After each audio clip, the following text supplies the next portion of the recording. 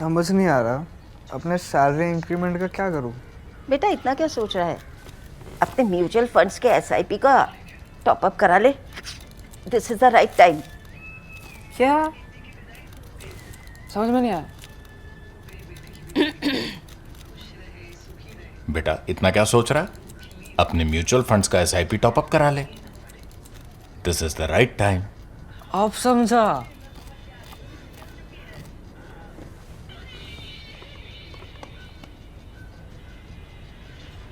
Mutual fund investments are subject to market risks. Read all scheme related documents carefully. Over the years, viewers and readers like you have learned to value the print because of our granular on-ground coverage, our fearless investigative reportage, and the depth of research we bring to analysis and events around us. But this kind of deep journalism takes a lot of effort and a lot of money. And to keep it going, we need the support of viewers like you. I request you to take a subscription to ThePrint. You'll find the links in the description below. For the last several days, Indians have been transfixed by comments made by Pakistan's Army Chief Field Marshal Asim Munir, who flew into Tampa and essentially threatened nuclear Armageddon. There's a bigger story behind these remarks though, interesting as they are. Munir's been making his second visit to the United States in just months, and many have wondered why he's being so assiduously cultivated by President Donald Trump. There are lots of hypotheses ranging from hurt ego and personal dislike for Prime Minister Narendra Modi, but there's another hypothesis that hasn't got enough attention. Trump's made clear he wants American allies, including the oil-rich Persian Gulf states, to pay more for their security and to meet their own defensive needs. Securing the Persian Gulf, the root of a great percentage of the world's oil and hydrocarbon energy, costs billions of dollars each year. And Pakistani troops on Middle East soil could provide Trump the cost-effective solution that he needs. And I'll be looking at the history of that idea and why we might see it materializing now.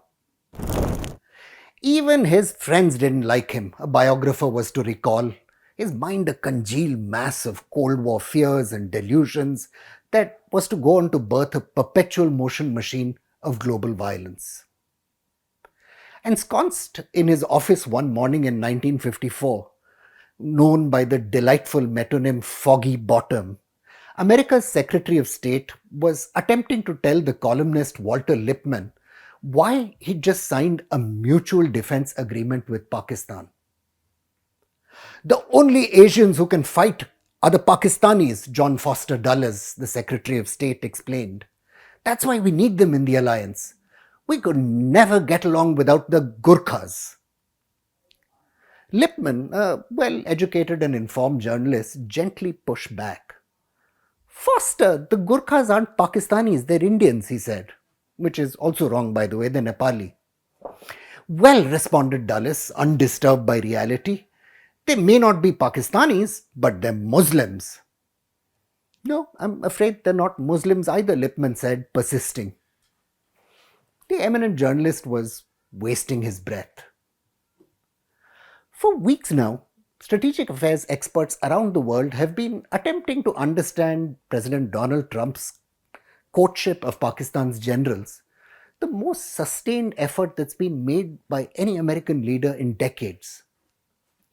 The explanations, as I mentioned to you, include anger over Prime Minister Narendra Modi's rejection of Trump's account of how the end of the 4-day war in May came about. It's a possibility. There may be resentment at India's stonewalling of his repeated efforts to mediate on Kashmir, which date back even to 2018. Or it could be just plain vanilla racism. All of these might well be parts of the truth. But one consequential motive remains which India should be paying special attention to. For decades, the United States has maintained tens of thousands of soldiers at bases strung across the Middle East, which secure the flow of energy from the region to global markets. America itself is increasingly energy independent, but take that Gulf market away, that Gulf oil away, and prices will surge up for American consumers too. Ever since his first term, Trump has wanted Middle East regimes to commit their own forces and own money for regional security operations. There are also many experts, in fairness, who believe American troops should prepare to pivoting for future great power conventional conflicts. The key to doing that, some of Trump's advisors believe, can be found in a sprawling military headquarters in Saudi Arabia's Riyadh, from where a Pakistani general commands an army that does not yet exist.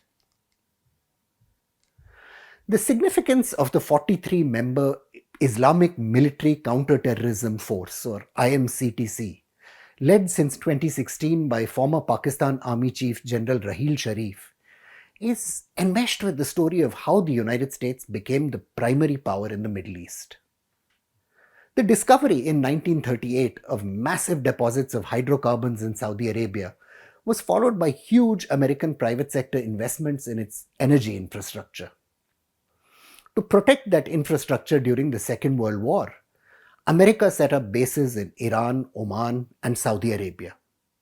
Now remember that war was eventually won by two blocs, both of which had access to oil, the Soviet Union and the West, and lost by the Axis powers, notably Germany, which had no oil resources of their own.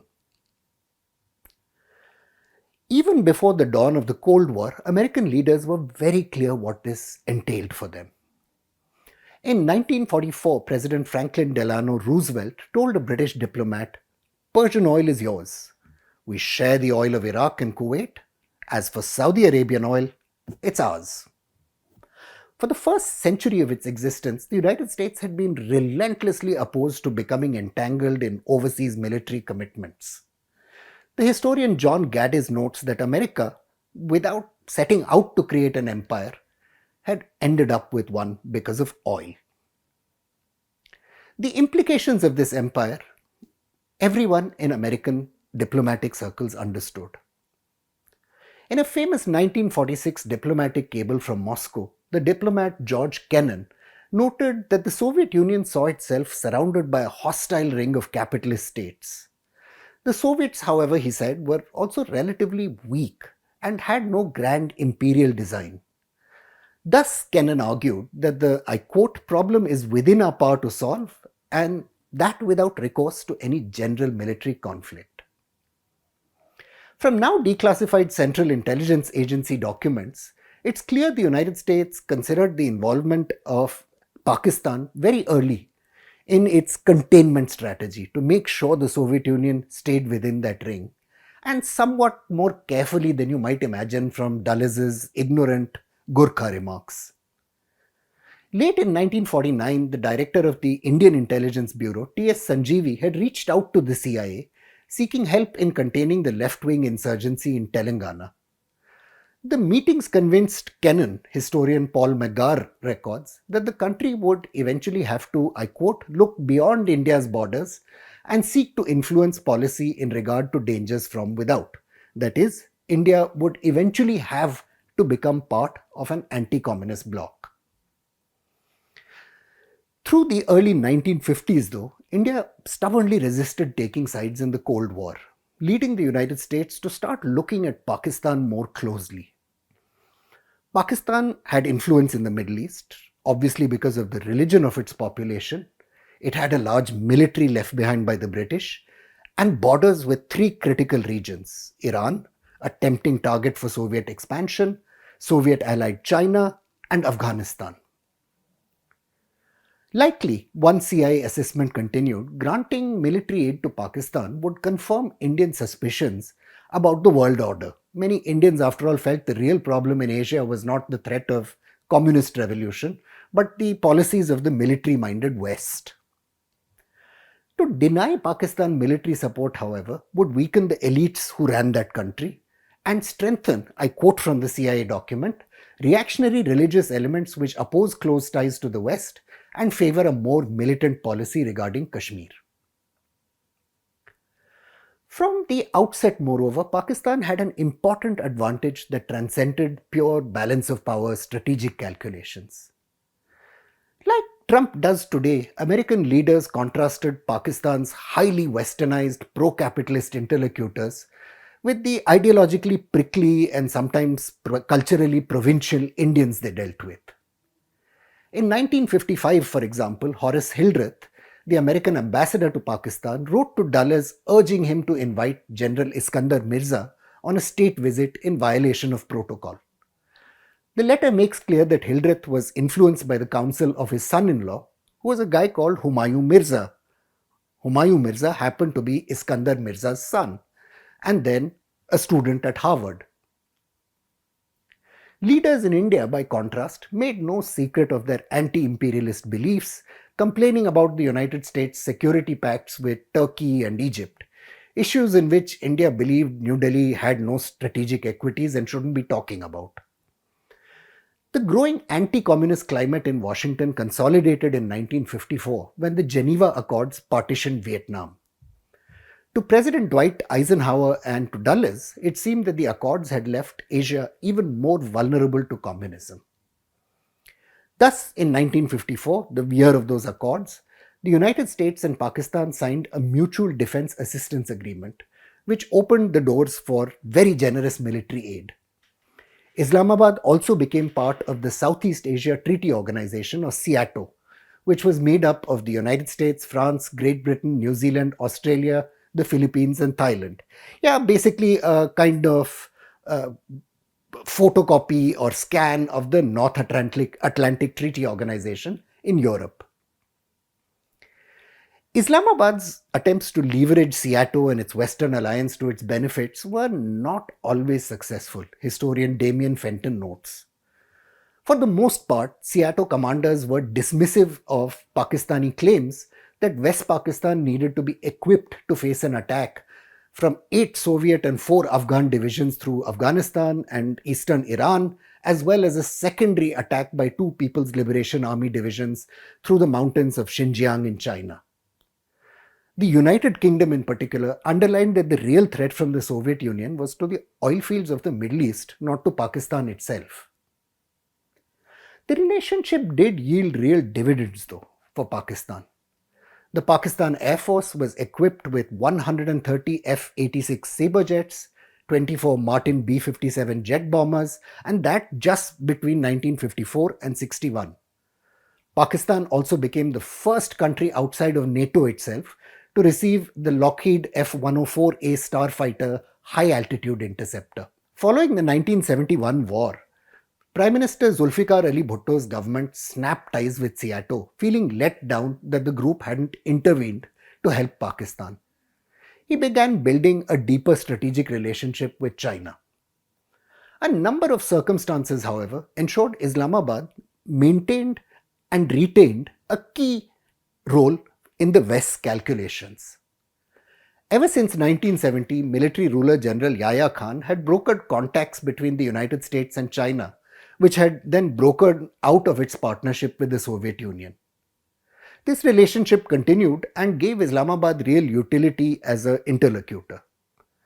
Then, after the Soviet intervention in Afghanistan in 1979, General Muhammad Ziaul Haq's military regime became the key conduit for arms and training to Islamist insurgents. Another important strategic axis had also developed in the waning years of SEATO, scholars Marvin Weinbaum and Abdullah Khurram note. From the mid-1960s, fearing support given by President Jamal Abdel Nasser's Arab nationalist regime in Egypt to its allies in Yemen, the Saudi monarchy had begun tapping Pakistan for training and support. Even though Saudi Arabia was a little suspicious of Islamabad's ties to Iran's monarchy, which had been formalized through the American-led CENTO military pact of 1958, events drew the Saudis and Pakistanis closer together. By 1969, Pakistani advisors were piloting the first Royal Saudi Air Force fighter jets, which were used to repulse a South Yemeni incursion into the kingdom. A Pakistani battalion was also positioned along the Saudi border with Yemen. In 1990, in the wake of Iraq's invasion of Kuwait, Pakistan sent 5,000 troops to help guard the kingdom. That relationship built in the 1990s is at the heart of what Trump's Pakistan strategy now seeks to achieve. The costs of the base network in the Middle East, which includes a direct presence in over a dozen countries, including 9 permanent facilities, as well as always at sea naval assets, is extremely difficult to calculate. Economists, though, have suggested that the figure ranges somewhere between $73 and $100 billion each year, estimated in 2017 dollars. This makes up at least 15% of the United States defense budget. Arthur Herman, one of the leading experts in this field, estimated in a 2014 analysis that, I quote, keeping the region's shipping lanes, including the Straits of Hormuz, open to tanker traffic costs the Pentagon on average $50 billion a year, a service that earns us the undying enmity of populations in that region, he adds. So there are plenty of counter-arguments in favor of retaining forward bases, expert Jonathan Stevenson notes, like reassuring countries like Saudi Arabia against the need to acquire their own nuclear weapons and providing robust anti-missile defenses. Economic pressures are economic pressures, and they're relentless. Like Turkey and Egypt, Pakistan is just one of a handful of powers in the Middle East with the human resources and infrastructure that would allow it to secure the Persian Gulf as Trump's America draws its military resources down. Islamabad can provide many of the services America needs, like base logistics, port security, and guard duties, at relatively low costs. And the reality is that expending Pakistani troops on drawn counter-terrorism missions, the objective of the IMCTC, is immeasurably cheaper politically than losing American lives. Field Marshal Asim Munir has shown that he is willing to be seduced. But he's going to demand a price. Among other things, he'll point to Pakistan's concerns on internal security in Balochistan and in Khyber Pakhtunkhwa, as well as the threat from India. Whether Donald Trump will be able to pay that bill, time alone will tell. I'm Praveen Swami, and I'm a contributing editor to ThePrint. Thank you for watching this episode of Security Code.